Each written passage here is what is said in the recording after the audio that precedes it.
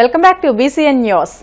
రైతులందరూ తప్పనిసరిగా crop insurance తీసుకోవాలని ప్రభుత్వ విప్ ఎమ్మెల్యే బొలిశెట్టి శ్రీనివాస్ సూచించారు.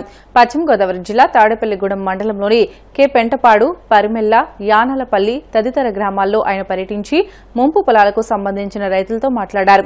వర్షంలో మునిగి పాడైన వరి దుబ్బులను పరిశీలించారు. ఈ సందర్భంగా ఎమ్మెల్యే బొలిశెట్టి మాట్లాడుతూ రైతులు క్రాప్ ఇన్సూరెన్స్ పై నిర్లక్ష్యం వహించవద్దని, దీనికి సంబంధించి ఏవో చీర్ల రవికుమార్ ని సంప్రదించాలని అన్నారు.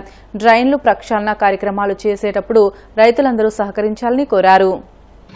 విప్పర్రు, పరిమెళ్ళ, కే పెంటపాడు, మౌంజిపాడు, అంతేకాకుండా ఇది మన ఒల్లూరుపల్లి నుంచి దరిస్పర్లో కొంత భాగం, బోడపాడులో కొంత భాగం అంతా ములుగుతా రావడం ఇవాళ రైతులకి అగమ్యగోచరమైన పరిస్థితి. ఇవాళ దాదాపు 15,000 నుంచి 20,000 రూపాయలు పెట్టుబడి పెట్టున్నారు.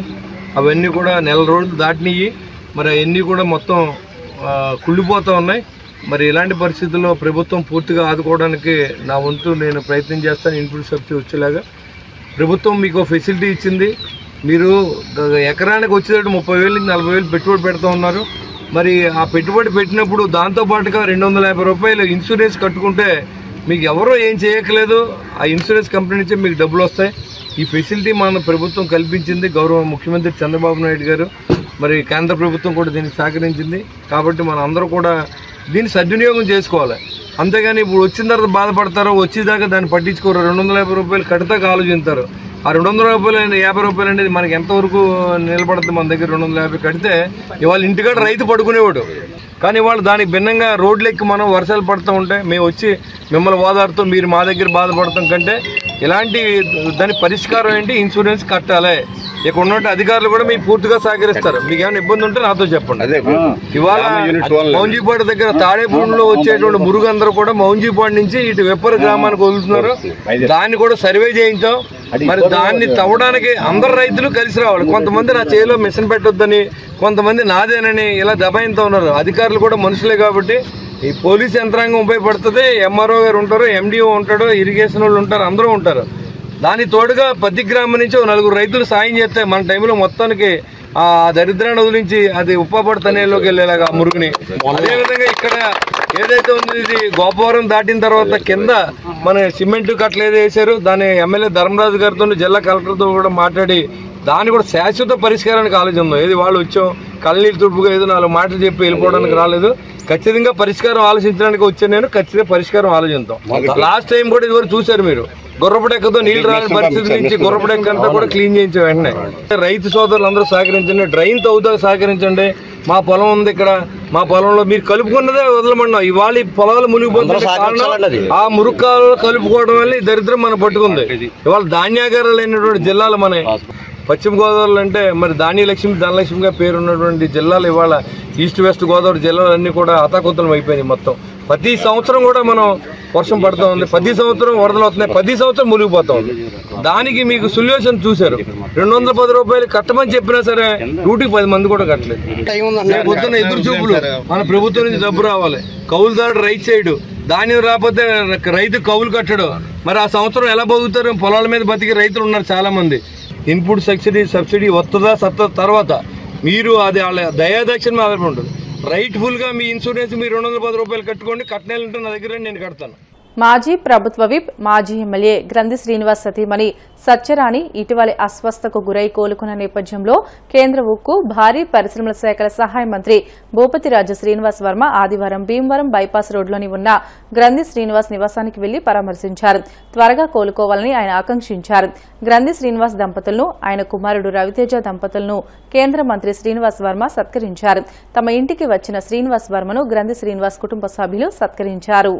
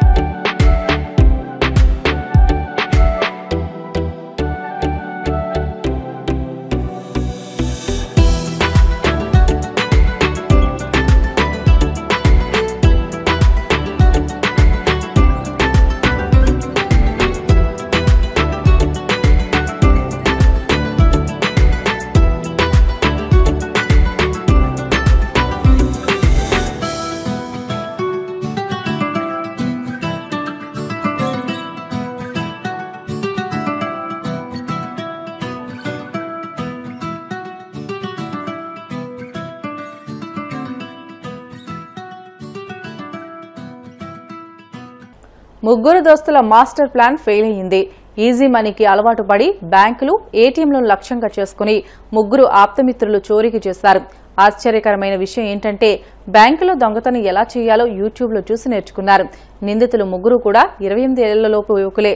తెలంగాణ రాష్ట్రం సంగారెడ్డి జిల్లా గుమ్మడిదలలో హెచ్డీఎఫ్సీ ఏటీఎం, వెల్దుర్తిలో సెంట్రల్ బ్యాంక్, మెదక్లో ఎస్బీఐ ఏటీఎంలో చోరీకి యత్నించారు.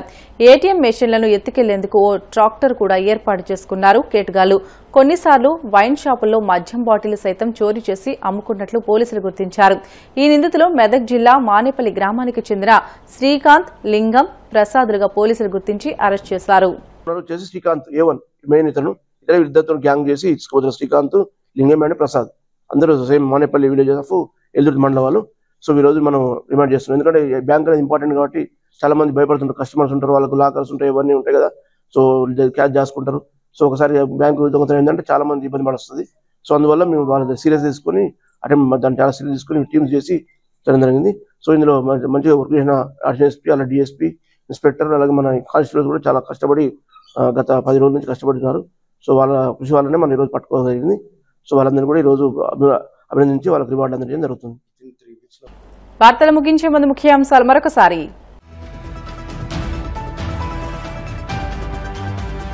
ఢిల్లీలో కేంద్ర మంత్రి నితిన్ గడ్కరీతో మంత్రి నారా లోకేష్ భేటీ. విజయవాడలో ట్రాఫిక్ సమస్య పరిష్కారానికి పలు ప్రతిపాదనలు.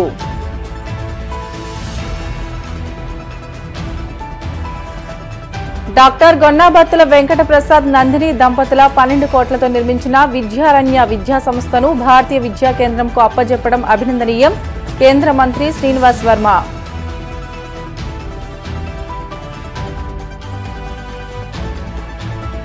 దుబ్బగడప ప్రభుత్వ కళాశాలలో ఎల్ఐసి సంస్థ 1,06,00,000 సిఎస్ఆర్ నిధులతో నిర్మించే అదనపు తరగతి గదుల సముదాయానికి జిల్లా కలెక్టర్ నాగరాణతో కలిసి శంకుస్థాపన చేసిన deputy speaker triple R. Tadepalligudem నియోజకవర్గంలో భారీ వర్షాలకు నీట మునిగిన పొలాలను పరిశీలించిన ఎమ్మెల్యే బొలిశెట్టి. రైతులందరూ తప్పనిసరిగా క్రాప్ ఇన్సూరెన్స్ తీసుకోవాలని సూచన. ఇవి ఇప్పటివరకున్న బులెటిన్లోని అప్డేట్స్. మరిన్ని వార్తల కోసం BCN digital YouTube channel, Facebook పేజీని ఫాలో అవ్వండి. అప్డేట్ వార్తల కోసం ప్లీజ్ డూ సబ్స్క్రైబ్.